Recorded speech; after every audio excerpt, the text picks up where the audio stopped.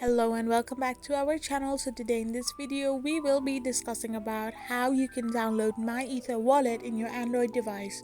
So without wasting much of our time, let's get straight into our video. First of all you need to do is simply tap open your Play Store app.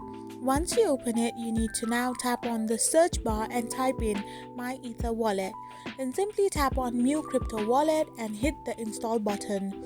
After this is done, it will take some time to get downloaded in your device. However, once the download process is completely done, the My Wallet will get downloaded on your device.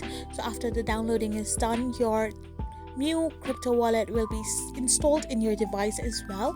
So now you can simply open it from there or simply scroll to your home page and tap open your New Wallet, and this is how you download it on your Android device.